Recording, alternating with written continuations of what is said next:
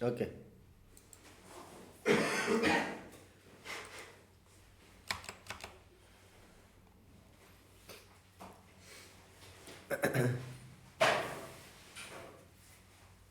देखो अभी एक क्रिएट कनेक्शन है, एक गेट हो गया, ये हो गया।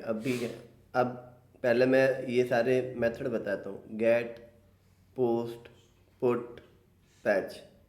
ये इन तीनों को तो मालूम है, आप लोगों को नहीं मालूम। तो क्योंकि आपको कभी आपने यूज किया था, कब यूज किया था? किया था, पुट भी यूज किया था। गेट ये सारे यूज किए थे कॉल करने के लिए। ये अब बनेंगे रिसीव करने के लिए। फ्रंट एंड में आपने कॉल किया था, हाँ। तो हम फ्रंट एंड के अंदर उसको कॉल करवा देते हैं। ठीक है। तो दो तरीके हैं, या तो यहाँ पर आप ई जे एस यूज कर लो। ठीक है। अब देखो एक सिंपल कहानी समझो। लारावेल के अंदर, सॉरी नोड जे एस के अंदर यदि आपको कोई मिडिलवेयर यूज करना हो तो इसमें होता है app dot use. App dot use, इसके अंदर आप मिडिलवेयर का नाम लिख दोगे। जैसे आपको डेटा इधर उधर भेजना हो तो आप ऐप डॉट जेसन कॉल कर लो। ऐसे बहुत सारे हैं। तो जब भी ऐप डॉट यूज देखोगे इसका मतलब आप एक मिडिलवेयर अटैच कर रहे हो। अभी तो मैं नहीं लिख रहा इसको, मैं काफ़ी बार लिखूँगा तो उसे मैं सीधा लिखते ही होऊंगा। तो ऐप डॉट यूज किसके लिए काम आता है? मिडिलवेयर अटैच के लिए। मिडिलवेयर क्या होता है? रिक्वेस्ट और रिस्पॉन्स के बीच में, मतलब किसी ने रिक्वेस्ट किया, रिक्वेस्ट करने पर जहाँ पर भी मैं जाऊँगा उससे पहले मिडिलवेयर से होते हुए जाएगा। मतलब सबसे पहले कोई भी रिक्वेस्ट आएगी तो पहले मिडिलवेयर के पास जाएगी, फिर वो आगे जाएगी। हालांकि मिडिलवेयर को हम टारगेट यूआरएल पर भी कॉल कर सकते हैं, वो आगे देखेंगे। रिक्वेस्ट एंड रिस्पांस नहीं, मैंने गलत बोला पहले। यदि किसी ने रिक्वेस्ट की, रिक्वेस्ट करने पर जो भी हमारा कंट्रोलर है या जो भी हमारा यूआरएल है वो हिट होएगा, उससे पहले मिडिलवेयर कॉल है ना। तो मिडिलवेयर नाम से समझ में आता है। मिडिलवेयर मतलब कंट्रोलर से पहले जाने वाला। तो ये हमारे यहाँ कंट्रोलर कहलाता है टेक्निकल टर्म में। क्या इस यूआरएल पर कौन से कंट्रोलर का कौन सा मेथड कॉल करना है, तो ये एक्शन है ना। तो इस एक्शन पर जाने से पहले एक मिडिलवेयर से होते हुए जाएगा वो। ठीक है। तो हम या तो पहले रिएक्ट में कर लेते हैं, ई जे एस बाद में यूज कर लेंगे। ई जे एस प्रोफेशनली काम नहीं आता। ई जे एस मान लो आप किसी से 10-15 हज़ार रुपये लिए वेबसाइट बना रहे हो और आपको बैकएंड के तौर पर नोड ही आ रहा है, तो in that case you can use. Okay. आपको ई एन वी फाइल का भी सिस्टम समझाना है। अभी हम जो भी कर रहे हैं ना, ये बस लर्निंग फेज है, इसका कोई भी प्रोफेशनल से लेना देना नहीं है। ये चीज़ें प्रोफेशनल ही है पर हम कर रफ वर्क ही रहे हैं। बात समझ में आए? नहीं तो प्रॉपर लिखा है कि ये नहीं फाइल बनेगी, वहाँ पर कनेक्शंस की डिटेल होएगी, फिर वो यहाँ पर कॉल होएंगे एक्सेट्रा, है ना। तो ये ऐसे डायरेक्ट नहीं कॉल होएंगे।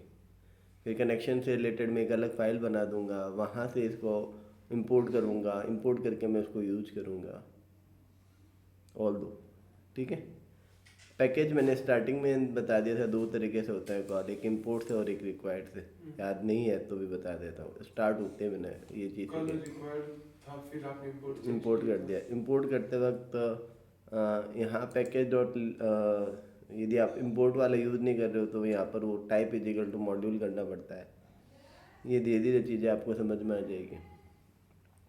ये सीढ़ी वाला गेट बंद करते हैं।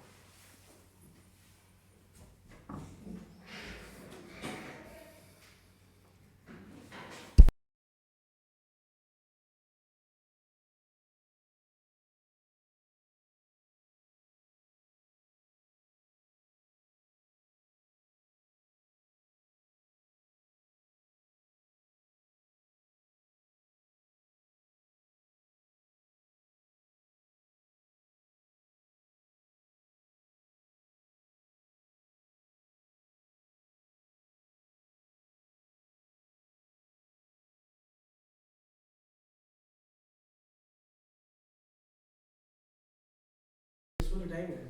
हाँ, उस फोन चार्ज करने में टाइम है थोड़ा सा। ऑफिस का तो बोल रहे हो अभी?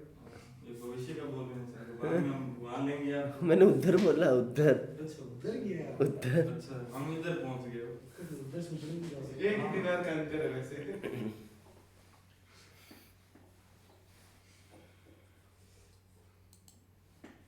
आगे कहानी समझ में?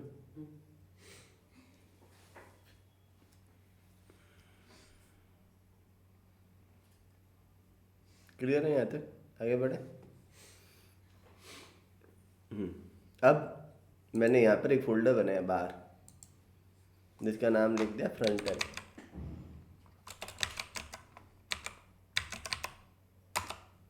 ठीक है, इसमें हमें इंस्टॉल करना है रिएक्ट। तो मैंने सीधी फ्रंट एंड में आया। ठीक है, रिएक्ट इंस्टॉल करने की कमांड बोलो। npm i white at the latest npx है या npm है? npm I white V I T at the rate @, latest बस इतना ही है। फिर डॉट, ताकि वो करंट फोल्डर में डाल दे। फोल्डर का नाम आएगा ना आगे? क्या ये तो एरर दे रहा है? तो एनपीएक्स है। हम्म, है तो देखो कॉपी में देखो। ओके,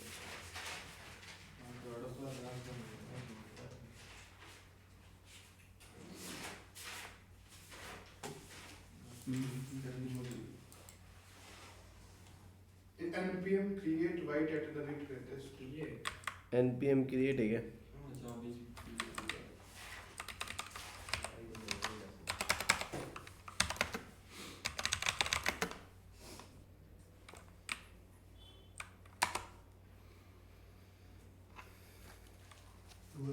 अब मुझे इसमें किससे करना है? रिएक्ट इंस्टॉल करना है।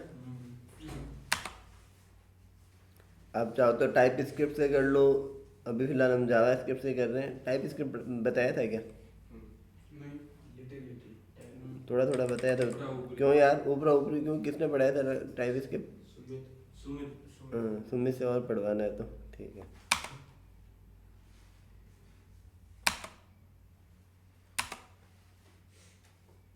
तो फ्रंट एंड में हमारा क्या आ गया? रिएक्ट आ गया।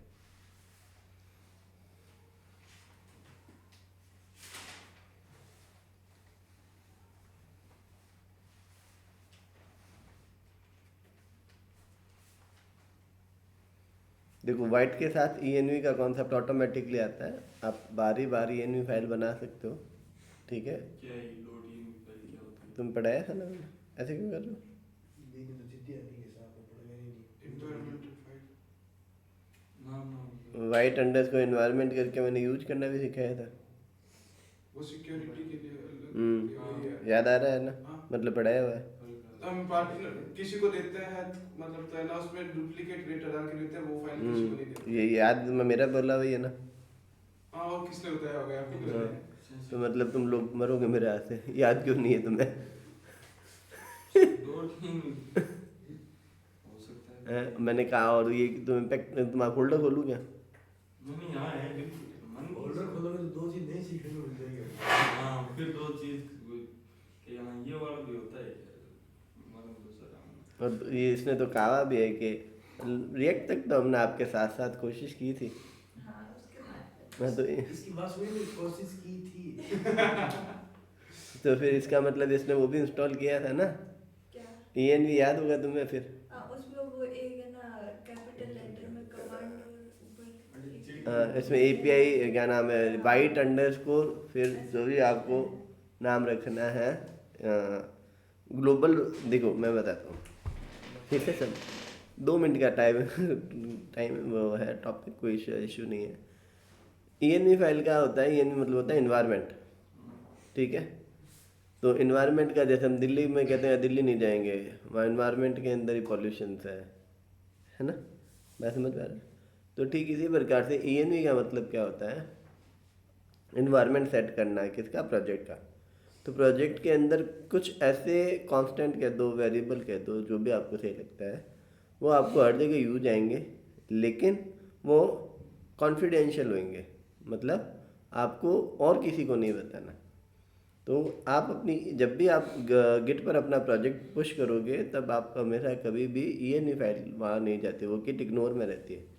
आप एग्जाम्पल अंडरस्कोर env करके उसके अंदर एक फ़ाइल डालते हो जो भी आपने काम किया हुआ है वो सारे के सारे वेरिएबल वहाँ लिखते हैं, लेकिन उनकी वैल्यू जो है वो डमी लिख देते हैं, ताकि जब कोई प्रोजेक्ट को कोई डाउनलोड करे या यूज करे तो हमारी जैसे प्राइवेट कीज़ है वो ना जाए। एग्जांपल के तौर पर मैं ईमेल भेजना चाह रहा हूँ जीमेल के थ्रू, तो जीमेल पर के अंदर एक ऐप की क्रिएट होती है। वो ऐप की जो है ना वो यदि वो ऐप की किसी को मालूम पड़ जाए ना तो प्रॉब्लम क्या होगी, वो आपका जीमेल का एक्सेस है एक तरीके से उसके बाद। तो अब मैं पढ़ाते वक्त यूट्यूब पर डाल रहा हूँ या मैंने फाइल में डाल दिया मेरा ऐप की, अब मैंने कहा तो ये मेरा प्रोजेक्ट ले ले, इसको यूज कर ले। अब जब ये वो लोकल से भी मेल चला जाता है, फिर वो उसको यूज करेगा, मेल भेजेगा, तो मेरे मेल आईडी से मेल जाएगा SMTP से। तो ENV के अंदर मैं यहाँ लिख दूंगा ऐप की और यहाँ और की लिख दूंगा, तो आपको ऐप की अपने गूगल पर बनाकर यूज करना पड़ेगा अपना। आगे बात समझ में? ऐसा क्या ऐसा हर एक प्रोजेक्ट की भी एक प्राइवेट की होती है, एक पब्लिक की होती है, ऐसी कीज़ होती है। जैसे मान लो आप लारावेल भी इंस्टॉल करते हो या ये भी करते हो, तो उसकी भी एक ऐप की होती है, वो जनरेट करनी पड़ती है। जनरेट करके वो ऐप की उस ऐप की का कंक्लूजन होता है, उसी से सारे इंक्रिप्शन डिक्रिप्शन होते हैं उस ऐप के। तो ये बहुत ही लेवल वाली बात होगी। इन जनरल ENV फाइल में जैसे डेटाबेस कनेक्टिविटी के रिलेटेड किसी को डेटाबेस का एक्सेस ना मिल जाए तो हम डेटाबेस से रिलेटेड कोई भी ऐसी सिक्योर चीज़ जो आपको वहाँ यूज जो आप चाहते हो कि मेरा कोड किसी के पास जाए कोई बात नहीं, पर मेरी पर्सनल डिटेल नहीं जाए। तो अभी मान लो मेरा ये प्रोजेक्ट मैं कहता हूँ तुम कोई भी यूज कर लो, ठीक है ना, मैंने कहा ये कोई भी लोग यूज कर लो, तो प्रॉब्लम क्या आएगी, उनको ये डिटेल मालूम पड़ जाएगी। मान लो मेरे यहाँ पर लाइव डेटा का है तो फिर प्रॉब्लम क्रिएट हो जाएगी। इसलिए हम ENV फाइल बनाते हैं, हर एक में बनती है, इसका कोई भी जावास्क्रिप्ट से लेना देना नहीं है, रिएक्ट, नोड, पाइथन, PHP सभी के अंदर। कल मैंने राहुल को इसीलिए डांटा था, है ना, क्योंकि उसने काम किया और सीधा डाइट कर दिया, जबकि मैंने उसको कहा हुआ था ENV फाइल से ही करना है। तो ENV फाइल आपकी चॉइस नहीं है, मैंडेटरी है प्रोजेक्ट को लेकर। बड़ा छोटा कोई हो, प्रोजेक्ट में आपको ENV फाइल बनानी ही होती है, और सारी कॉन्फिडेंशियल चीज़ें जो है वो यही मतलब उसी में लिखनी होती है, और यहाँ उन वेरिएबल्स को यूज़ करना होता है। तो जो वहाँ बना है फिर आप यहाँ उन वेरिएबल्स को डायरेक्ट कॉल कर लो, इन्वायरमेंट में है तो डायरेक्ट एक्सेस हो जाएगा, उनको अटैच करने की ज़रूरत नहीं है, कोई इंपोर्ट करने की ज़रूरत नहीं है। अब समझा। तो इन्वायरमेंट में मेन बात अब समझ गई। तो इन्वायरमेंटल फाइल में हम local host equals to data डालेंगे अगर डालना होगा तो, या फिर होस्ट इक्वल्स टू डालना। होस्ट इजिकल टू डाल दिया, एग्जांपल के तौर पर इसका एक मॉड्यूल होता है .env करके। अभी तो मैं किस में हूँ, फ्रंट एंड में हूँ। तो कुछ कह रहा है क्या, कुछ आवाज़ आई थी, है ना?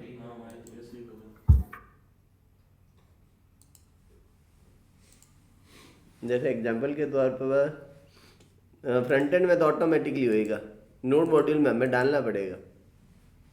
तो हम यहाँ पर एक और टर्मिनल खोल लेते हैं, एक तो रिएक्ट का हो गया और एक ये नोड का कर देते हैं, ठीक है। तो मुझे यहाँ लिखना पड़ेगा npm इंस्टॉल, फिर dot.env ये पैकेज है। अब इसको एंटर कर दिया मैंने, तो ये बैकएंड की पैकेज वाली फाइल में जाके इंस्टॉल हो जाएगा। तो देखो यहाँ हम जाएंगे ना, तो देखो .env इंस्टॉल हो गया। अब बारी बार मैं एक फ़ाइल बनाऊंगा जिसका नाम क्या होगा, .env, ठीक है। अब इसके अंदर जो भी मैं नाम लिखूंगा वो सारे नाम मैं प्रोजेक्ट में कहीं पर भी एक्सेस कर लूँगा। तो फॉर एग्जांपल मैंने लिख दिया, इसमें हैश कमेंट के लिए यूज होता है, ठीक है। बाकी सीधे ही लिखना है, कोशिश करो कैपिटल लेटर में लिखो, बाकी जो पसंद है वो लिख दो। जैसे मैंने लिख दिया app_name, हम इसके लिए भी यूज करते हैं। अब इससे फ़ायदा क्या है, अब मैंने कहा मैं प्रोजेक्ट बना रहा हूँ ऐसा जो मैं बाकी बेचूंगा। तो मैंने क्या कर दिया, जहाँ पर भी जो भी यूज हो रहे हैं मैंने ऐप मतलब इसमें लिख दिया। जस्ट एन एग्जांपल, आप और भी किसी में अपनी एक कॉन्फ़िगर फाइल बना के उसमें भी रख सकते हो। एग्जांपल के तौर पे मैंने इसमें लिख दिया, मैंने यहाँ लिख दिया इक्वल्स टू और मैंने ऐप का नाम रख दिया, मान लेते हैं एग्जिजा। एग्जिजा, ठीक है। env फाइल बना दे। अब इंडेक्स वाली फाइल में आया और कंसोल, ये इसमें प्रिंट करवा देता हूँ, बाकी दूर जगह क्यों जाता है। यहाँ कंसोल डॉट लॉग एक और लिख देते हैं, कंसोल डॉट लॉग, और क्या लिख देते हैं,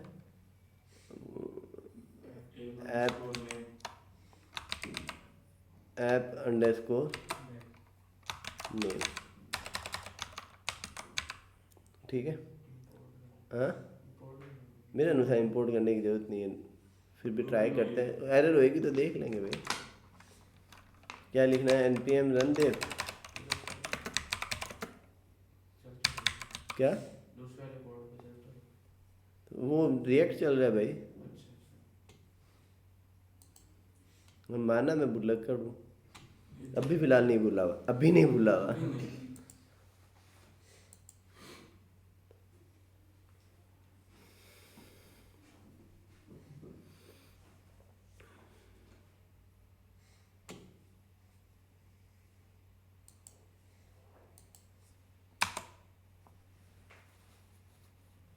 एरर आ रही है, app name no is not defined.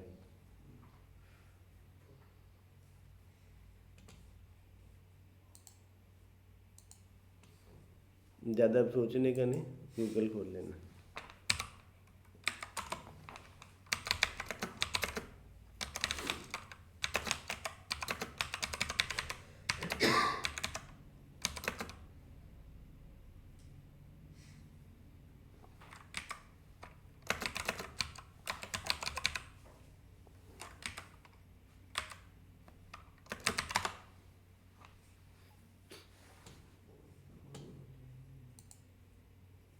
Install कर लिया हमने npm इंस्टॉल नोड, फिर env फाइल बना ली, ये हमने लिख दिया, ठीक है। प्रोसेस डॉट env लिखना पड़ेगा, ये रिक्वायर रिक्वायर्ड लिखना पड़ेगा। देखो लोड इन्वायरमेंट वेरिएबल, तो required dot env dot configure, ये लाइन लिखनी पड़ेगी।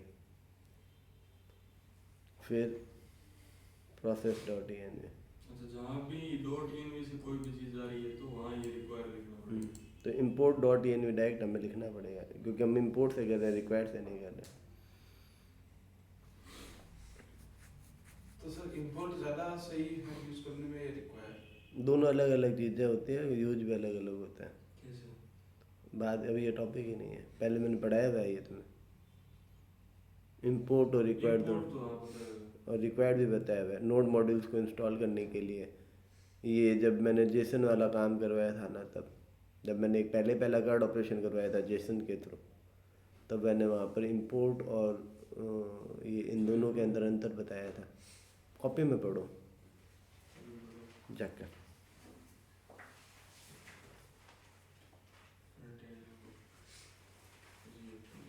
जब मैंने स्टार्टिंग में जेसन से कार्ड ऑपरेशन कराया था ना, पहला HTML के साथ सिंपल, बिना रिएक्ट के, स्टार्टिंग के कोई 15-20 दिन बाद, महीने भर बाद, नहीं डॉम के स्टार्टिंग के 15-20 दिन में, दो के बाद ही डॉम के बाद का याद नहीं मुझे।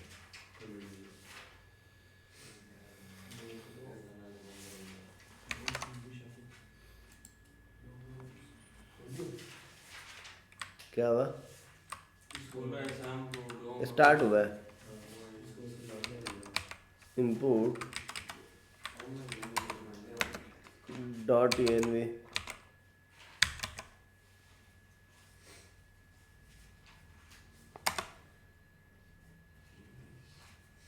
ठीक है।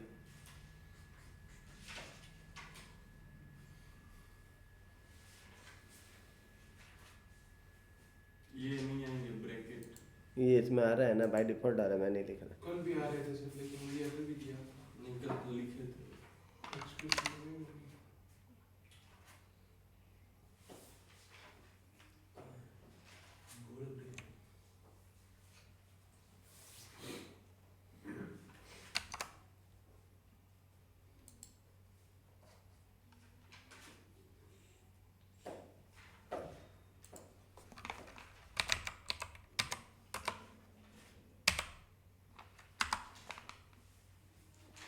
अब देखो process dot app name undefined आ रहा है। EN भी आएगा इसमें। क्या हुआ? EN भी आएगा। Process dot E N V. हम्म।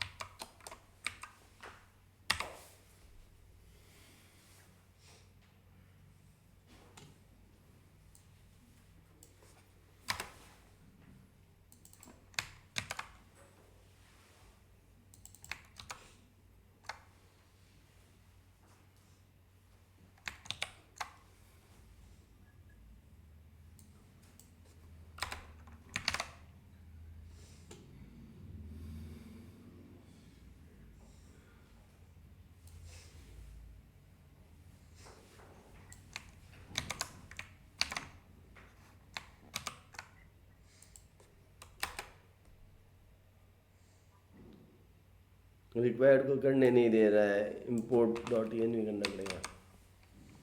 Import dot E N V लिखा होता क्या?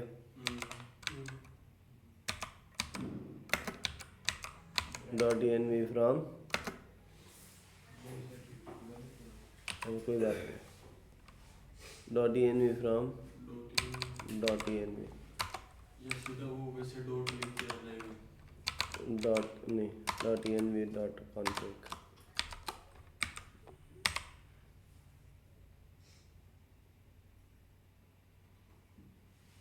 अभी dot E N V dot config import वैसे यूज देखो इसने ये लिखा है ना, W D B pass secure की, फिर लिख दिया process dot E N V dot port. ठीक है, ये सही कह रहा है। अब हमें यहाँ लिखना क्या है, कहाँ लिखा है, process dot E N V dot app name, आगे एक देता। ठीक है, क्लियर है। अब देखो इसको ऐसे यूज करना है, बस इतना ही है इसका। मैंने इंपोर्ट कर लिया डॉट ई एन वी को from dot E N V dot config. अब ये लिख दी ना, ये पूरा ऐप में अप्लाई हो गया।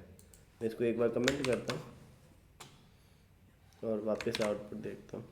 अनडिफाइंड आ गया, मतलब ये लाइन लिखनी ज़रूरी है। ठीक है, तो डॉट ई एन वी के वेरिएबल लोड हो गया और कॉन्फ़िगरेशन में ऑटोमेटिकली सेट हो जाएंगे। अब मुझे जब भी लिखना होगा ना, मैं कोई भी वेरिएबल यहाँ बनाऊँगा और उसको एक्सेस करना होएगा, तो मैं एक्सेस करने के लिए क्या यूज करूँगा, इंडेक्स में जाऊँगा और डॉट ई एन वी लिख दूँगा। ठीक इसी प्रकार से रिएक्ट के अंदर यदि आप वाइट से करते हो तो dot E N V automatically handle होती है। उसके अंदर वेरिएबल बनाते हो तो वाइट अंडरस्कोर लिखना पड़ेगा।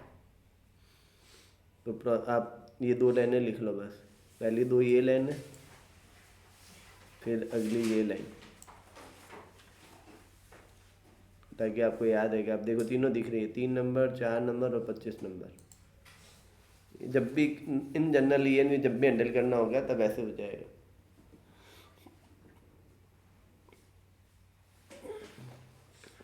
अब मैं आपको एग्जांपल के तौर पर ई एन वी में ये सारे सेट कर देता हूँ, host name, user name, password और नोड मॉड्यूल।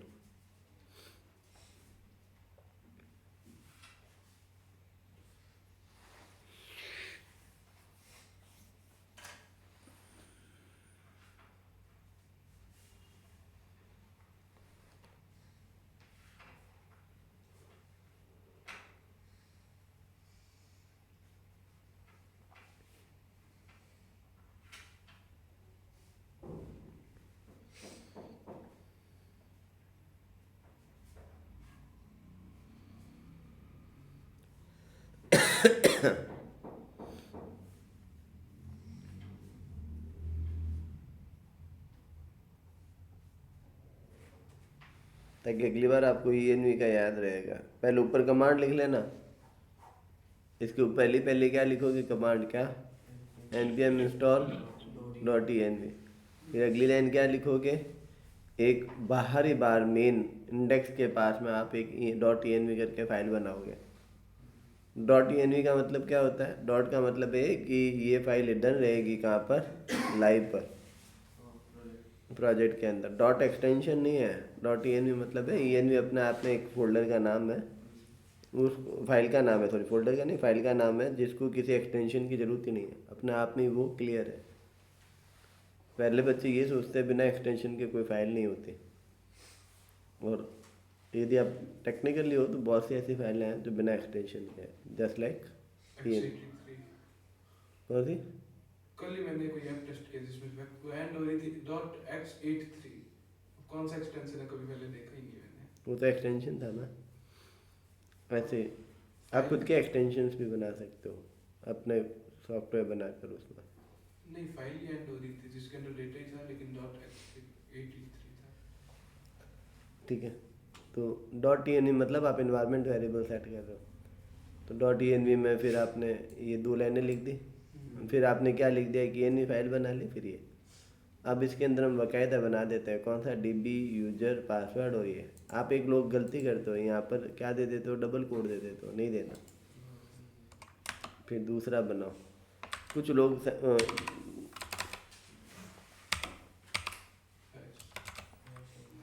हैश से करते हैं। मुझे क्या क्या देना है, पोस्ट था host name, host is equal to local host, फिर यूजर इज इक्वल टू क्या, रूट। अब ये डेटाबेस से रिलेटेड है तो मैं इनके आगे लिख देता हूँ db अंडरस्कोर, ताकि और कोई आए तो होस्ट तो और भी कोई हो सकता है, db dot sorry underscore pass is equal to blank छोड़ना है तो ऐसे ब्लैंक छोड़ना है, ऐसा नहीं है इसके आगे कुछ लिखना है। db dot db underscore name, database का नाम, डेटाबेस का क्या नाम है हमारा,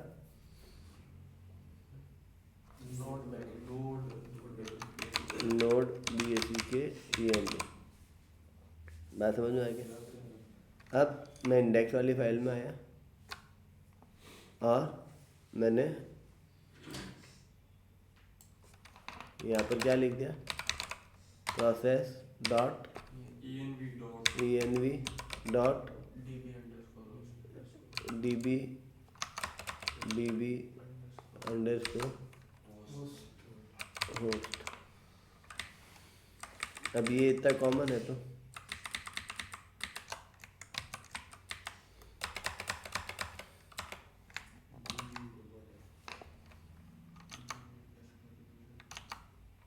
क्या लिखना है मुझे,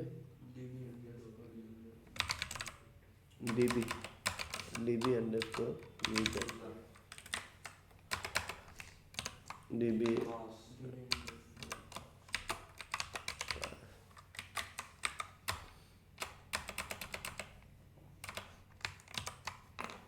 यहाँ पर क्या लिखना है,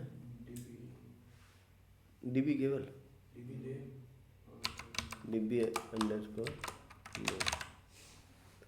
ओके। अब इसको चेक कर लेते चल रहा है क्या, तो ये कैटेगरी वाला डेटा उठा के देख लेते।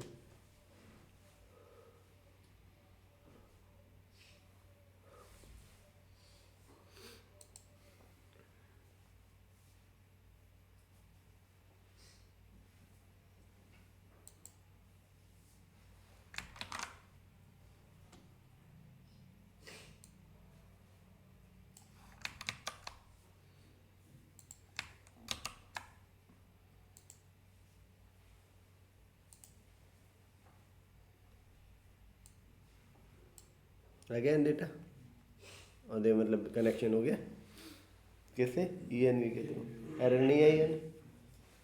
आगे बात समझ, तो जहाँ पर भी इम्पोर्टेंट टर्म यूज होएगी ना वहाँ पर हम हमेशा इन्वायरमेंट वेरिएबल ही रखेंगे। आप लोग इस बात को गांठ बांध लो, कल ही मुझे सुनील सर ने उसको लेकर बोल दिया था, राहुल को लेकर, तो फिर मैंने उसको क्या कहते ये बताया कि हाँ, तो मैंने कहा क्यों नहीं यूज किया, और इनको डायरेक्ट यूज कर रहा था। इनको आपको एक फाइल बनानी है, फाइल बनाकर फिर एक्सेस करना है। अगर लाइव में डॉट इन की फाइल आ जाए तो फिर आपकी साइट लाइव में तो जाएगी ही, लाइव में तो ये नहीं फाइल होएगी। आप मतलब गिट और पर रख रहे हो, वहाँ नहीं रख सकते। यदि आपकी पब्लिक रैपो है, हमारे पास है। हाँ, पब्लिक रैपो रख रहे हो तो नहीं करना। यदि प्राइवेट रैपो है तो इट्स ओके, रहता गिट पर ही है। ओरिजिनल भी हम रखते हैं वहाँ पर, कोई ऐसा इशू नहीं है। गिट पर फिर ओरिजिनल तो नहीं रखते, मतलब उसका डुप्लीकेट रखते हैं। फिर पाइपलाइंस क्रिएट होता है। देखो एक डेवऑप्स की जॉब होती है। डेवऑप्स की जॉब क्या होती है? डेवऑप्स डेवऑप्स की एक जॉब होती है ना। उसका काम ही क्या होता है कि कोड को पुश करने के बाद से लेकर बेस्ट वे के साथ आपको डेटा को कहाँ डालना है, सर्वर पर। तो बहुत सी पाइपलाइंस क्रिएट होती है, वो पाइपलाइन ऑटोमेटिकली सारा काम करती है। CI/CD बोलते हैं उसको, ठीक है। तो ये अगेन एक पूरा अलग जॉब प्रोफाइल होता है। तो आजकल के जो डेवलपर होते हैं वो बेसिक CI/CD का काम तो जानते ही हैं, ठीक है। तो तुम तीनों में से किस किस को आता है ये काम ऑनलाइन में, है ना?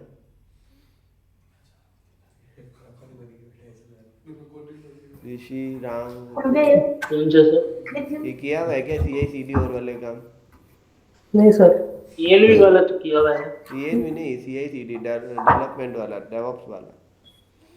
डेव्स वाला जैसे हम यूज में लेते हैं अभी, इसमें क्लाउड एडोब कॉमर्स का है, उसमें लेते हैं। मतलब CI/CD से मतलब बिना डाउन, वेबसाइट डाउन वगैरह सारा डिप्लॉयमेंट कर देते हो जाता है। वही हम यहाँ पर जो यारेंद्र है ना, उसको इसी के लिए सेट कर रहे हैं। ज्ञान वो एक रूट फाइल के अंदर सारी कुछ कमांड वगैरह सेट कर देते हैं, उसके अंदर तो ऑटोमेटिक डिप्लॉयमेंट चलता रहता है। अपने एक कमांड रन करनी होती है, उसको YAML फाइल कहते हैं। IML फाइल होती है, वो ऑटोमेटिक चलती रहती है। YML। हाँ, YAML, YML उसको YAML बोलते हैं। YAML बोल दो, हाँ, YAML। वो तो एक ही डॉट YML। वो तो सर अपने जैसे DDEV है ना, DDEV इन्वायरमेंट भी आता है। YAML का काम वही है। वो उसमें कमांड्स लिख देते हैं कि आपको डेटा जैसे पुश होता है तो वो एक ट्रिगर करता है वहाँ पर। मेन ब्रांच में जैसे पुश होता है तो वहाँ YAML फाइल एक ट्रिगर क्रिएट करता है, और CI/CD के थ्रू डेटा को, जो भी आपका होस्ट है, चाहे वो क्या नाम है, AWS है या जिस पर भी है, वो वहाँ पर उसको कॉन्फ़िगर कर देता है, मतलब पुश कर देता है। वहाँ पर कमांड रन करवानी, ये ऑटोमेटिकली सारा काम ऑटोमेशन कर देता है वहाँ। सर DDEV क्या काम है? DDEV, कौन सा? DDEV। DDEV?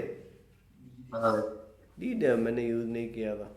तो डॉकर है ना, डॉकर, हाँ, जैसे डॉकर तो यूज किया हुआ है। जैसे अब सर अभी अपन एग्जाम यूज लेते हैं ना, तो कोई PHP है ना 8.3 करती तो है। डॉकर के बारे में, exam डॉकर के बारे 3 में, ये तो तू जो बोल रहा है वो डॉकर के बारे में, डॉकर के बारे में बता देता हूँ मैं क्या होता है। डॉकर के बारे में पूछ रहा है तो तू? मैं तो DDEV इन्वायरमेंट का पूछ रहा हूँ। हाँ, तो डॉकर का एनवायरनमेंट वेरिएबल सेट करना हो गया। तो और तो डॉकर तो अलग हो गया। डॉकर तो एक तरह से वो बन जाता कंटेनर, है, हाँ, कंटेनर है। एनवायरनमेंट क्रिएट कर देता है, वहाँ पर अपन अपना कोड वगैरह रन कर सकते हैं। यदि हाँ, अब ऋषि, मैं तुझे इसका यूज मैं समझा देता हूँ। डॉकर अलग चीज़ होगी। डॉकर का तो मेन काम क्या है कि मान लो एक डेवलपर विंडोज पर काम कर रहा है और उसके वहाँ पर अलग सॉफ्टवेयर कॉन्फ़िगर हो रखे हैं, और तुम एक जना क्या नाम है लिनक्स पर यूज कर रहा है और उसके अलग उसके लिए अलग सॉफ्टवेयर डाले हुए हैं, तो प्रोजेक्ट को मिसमैच ना हो तो डॉकर वहाँ इमेज क्रिएट कर देता है। डॉकर बहुत हैवी होता है। मैंने तो एक बार डाला था अपने इसके अंदर, काम ही बहुत हो रहा हो गया। डॉकर वाला काम मेरे भी इतना पड़ा हुआ नहीं है ऋषि, पर हाँ मालूम मुझे है इसके बारे में सारा।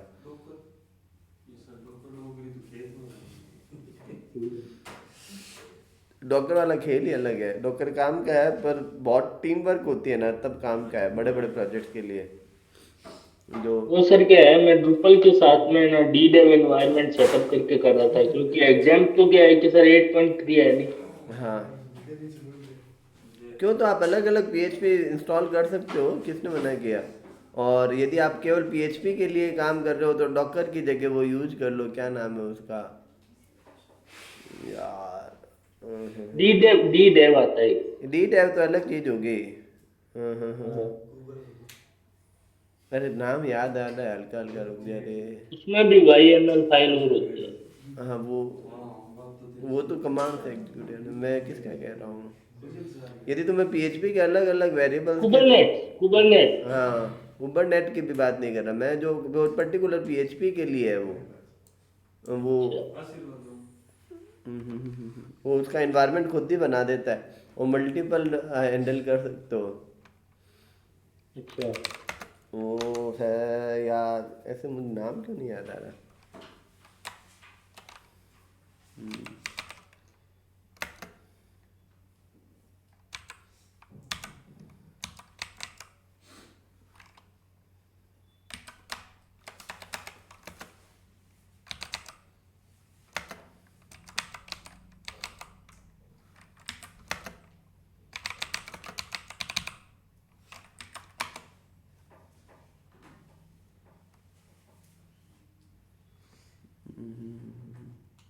एक लारा हर्ड होता है, लारावेल हर्ड, ये वाला, इसको यूज कर सकते हो आप। केवल ये लारावेल के मतलब क्या नाम है, हर्ड जो है, लारावेल हर्ड नहीं, केवल हर्ड है एक्चुअल में, तो इसका नाम हर्ड जो है वो ये सारा काम कर देगा। डॉकर का नहीं करेगा।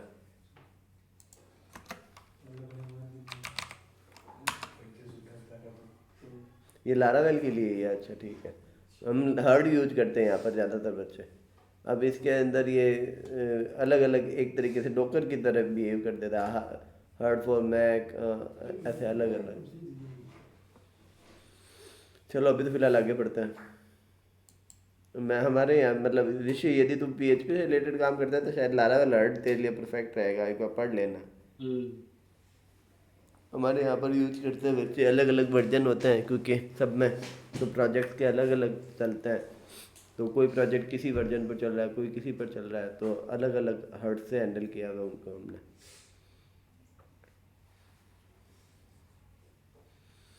Okay let's continue. तो ये ENV का कॉन्सेप्ट समझ में आ गया ना, मैं दोबारा बता दिया है, अब बस नहीं भूलेंगे सर। ठीक है। अभी इसमें तो हमने इंस्टॉल किया है, फ्रंट एंड में इंस्टॉल करना ही नहीं है। फ्रंट एंड के अंदर आप डायरेक्ट ENV फाइल बना दो, बाहरी बात समझ में आ गई, .env। पर उसके अंदर शर्त है, इसके अंदर हमने डायरेक्ट बना दिए थे ना ENV के अंदर, ये उसके अंदर लिखना पड़ेगा white_, फिर आपके जो भी है, अब मतलब इनके आगे एक प्रीफिक्स लगाना पड़ेगा white_, हाँ हाँ ऐसे। कोड में लिखने के लिए वो जैसे लिखा हो वैसे लिखो। अब कोड वाला में भी वाइट लिखना पड़ेगा, शायद कोड में भी वाइट लिखना पड़ेगा, process.env.white वाला ये लिखवाया हुआ, करवाया हुआ है ये मैंने। एक सेकंड लगेगा, मैं तुम्हें गूगल से करवा देता हूँ अभी।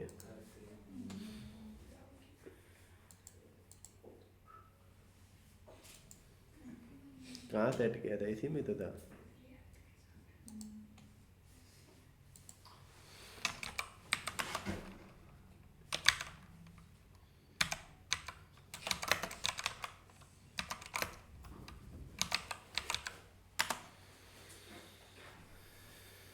देखो यूज इन्वायरमेंट प्रीफिक्स ऑल में लगाना पड़ेगा, जैसे मैंने कहा white_ ऐप का नाम white_ ये white_ वो, ठीक है। ये गलत है, ये देखो, दिस विल नॉट एक्सपो, है ना।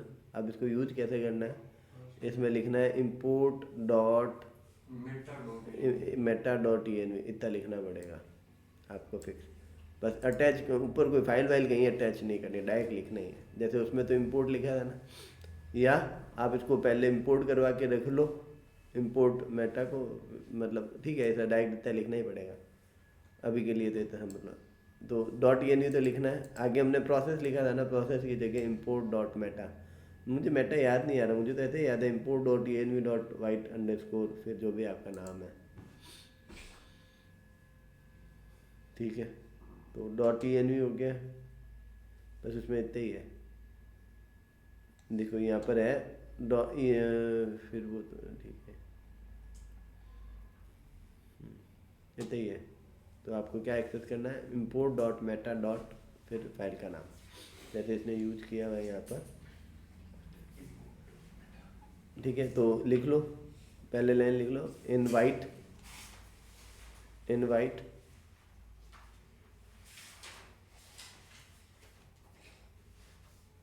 फिर इनवाइट इनसाइड भैया, फिर ये लाइन लिख लो, inside the env file ensuring they are start with white underscore, ठीक है।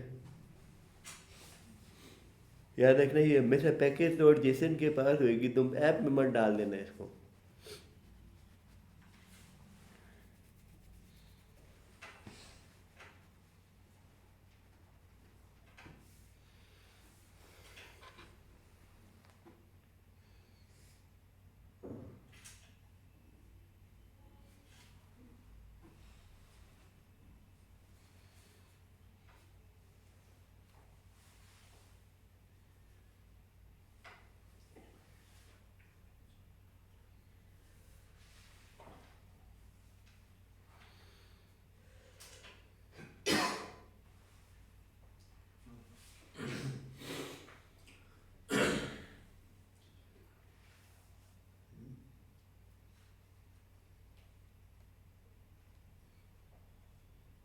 क्या है बताओ तो सही। पहले तो तू यहाँ रुक के प्रैक्टिस करता था, आजकल नहीं करता, क्या बात है? वर्कलोड सर, होता है तो ऐसे ऐसे बुरा लगा ना, ऐसे ऐसे जब कोई बात नहीं मालूम होती हो तुझे और तू फिर बीच में बोल देता है ना, मुझे भी ऐसे ही बुरा लगता है। सर 2 दिन से कुछ बोल नहीं रहा, फिर भी last- अभी जो तुझे ऐसे रिएक्शन दिया था ना, सेम मैं, मुझे उस समय मैं क्या सोच रहा हूँ, तू वहाँ बैठा अभी जो सोच रहा है वो नहीं, सर फाइल खोल रहे हैं और ये वो सेकंड नंबर उसने देख यार मने ध्यान नहीं किसी खोल दी है। अरे ठीक है रे, वापस होता है ना करेक्ट, अजीब सी फीलिंग आ रही है। चुप रहे हो, मेरा स्वभाव है बोलने नहीं मन स्वभाव है, मत स्वभाव है। टाइम मैं सर आजकल बोलूं तो बंद क्या नहीं करती हूँ यहाँ, क्या कहते वो कभी कदार मैं ना डाउट पूछ ले मैं जी के बगाड़ा पड़ जाएगा गालियाँ बात को मैं कहाँ निकालता हूँ यहाँ गालियाँ भी नहीं डांट दो यहाँ भाई। अब जैसे ये ENV वाला है तो दोबारा आ गया है ना, वो तो पढ़ा हमारे वक्त ये सब ऐसा कुछ हुआ ही नहीं करता था। ENV और हम 2010 में करते थे ना, तो हम बाहर एक config.php फाइल बनाते हैं, फिर उसके अंदर हम कांस्टेंट डिफाइन करते हैं, फिर उन कांस्टेंट को सब जगह डिफाइन करते हैं। मतलब ENV की तरह काम करते हैं। पर वो तो फिर अपलोड भी होती फाइल, फिर हम उसको पहले डॉट गिट पहले गिट भी नहीं था इतना क्या, ये सारे चौचले 2015 बाद कोडिंग टफ होनी चालू हुई है जो को। पहले तो जिक्के ने कर्ड ऑपरेशन आया तो वो राजा हो। सर बाकी सर, लेकिन डेवलपर ने आज भी जो पुराने हैं ना उनकी ज्यादा बेहतरी होती है। क्योंकि आजकल उनको बाकी सबको चैट जीपीटी ही उनके डेवलपर वो- मोड है। हाँ, उनको है ना sir problem is solving skill, आप हल्का सा लॉजिकल चीज फंसा दोगे ना, सारे आधे से ज्यादा हैंग होके बैठ जाते हैं। पुराने वाले कर पाते हैं ये, इसीलिए तो हम यहाँ पर बच्चों को ये कम यूज करने देते हैं। फिलहाल आज हमें ये करना था, कनेक्टिविटी कल करेंगे अब। तो भी हमने जीएन में पढ़ा है हाँ ENV पढ़ लिया, आज टॉपिक हो गया एक, है ना। अब याद रखना है ऐसे तो हम अभी जो भी पढ़ रहे हैं ना ये कम क्वालिटी वाली है, ऐसा कोई दिक्कत नहीं है। कल हम इसमें फ्रंट एंड और करेंगे, ये सैटरडे ऑफ नहीं है, लास्ट वाला इस लास्ट नेक्स्ट जो है ना उसमें फिर एक साथ बहुत सारी छुट्टियां हैं तुम्हारी। 2 छुट्टियां हैं। 2 क्यों है, फ्राइडे को भी है। फ्राइडे को आप ढूंढ जाओगे, मॉर्निंग में चल नहीं हम कब जाएंगे, हाँ फ्राइडे को हम, आपने बताया था तभी तो कह रहा फ्राइडे को हमारे 8 बजे की है। हूं। सुबह 8 बजे हाँ सूरज वाली ट्रेन, अच्छा वो जाती है तो वो तो पौने 10 बजे आते हैं। ट्रेन इनकी है दिल्ली की जोन अरे ट्रेन का टाइम सेम ही है, सूरज तो दूर आगे जाएगा, फिर है